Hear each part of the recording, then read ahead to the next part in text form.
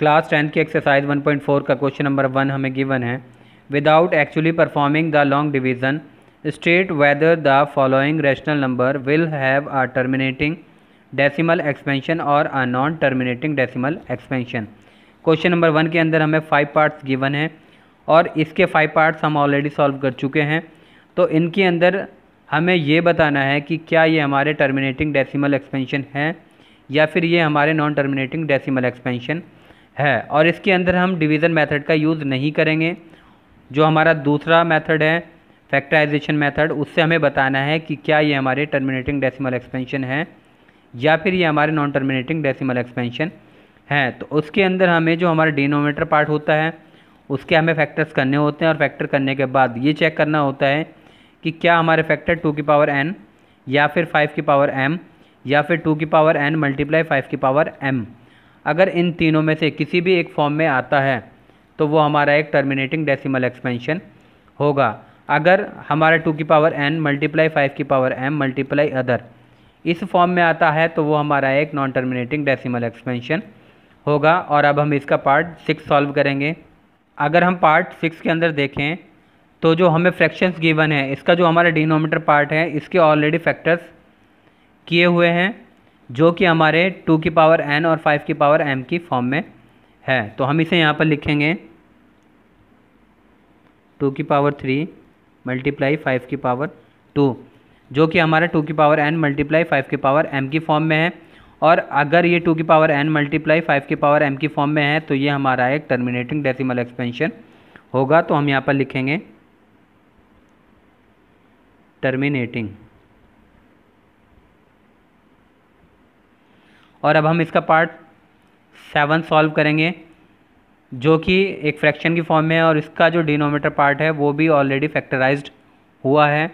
तो इसके अंदर हम देखेंगे जो इसके हमें फैक्टर्स गिवन है वो 2 की पावर 2 है, 5 की पावर 7 है और 7 की पावर 5 है।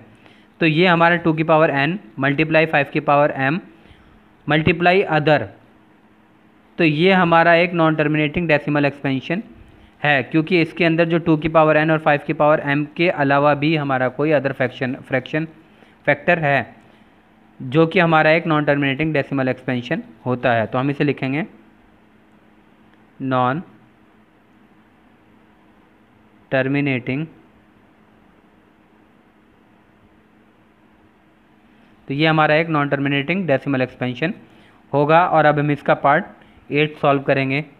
तो पार्ट 8 के अंदर हम देखेंगे जो फ्रैक्शन हमें गिवन है वो हमारा है 6/15। तो यहाँ पर हम 15 के फैक्टर्स करेंगे पहले। तो यहाँ पर 15 लिखेंगे, 3 5 जा 15, 5 1 जा 5।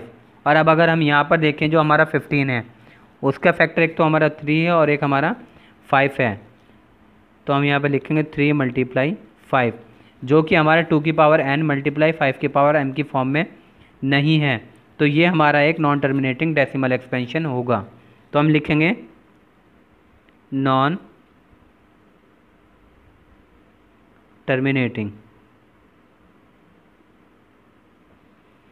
और अब हम इसका पार्ट नंबर 9 सॉल्व करेंगे जो कि हमें गिवन है 35/50। तो यहाँ पर हम 50 के फैक्टर्स करेंगे क्योंकि ये हमारा डिनोमिनेटर है। तो हम 2 से कट करेंगे, 2 2 जा 4, 2 5 जा 10, 5 5 जा 25, 5 1 जा 5।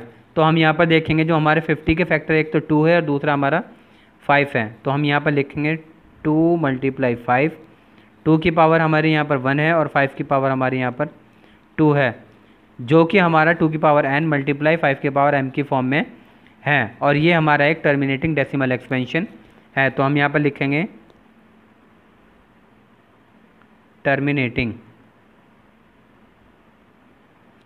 और अब हम इसका पार्ट नंबर 10 सॉल्व करेंगे जो हमें गिवन है 77/210। तो हम 210 के यहाँ पर फैक्टर करेंगे।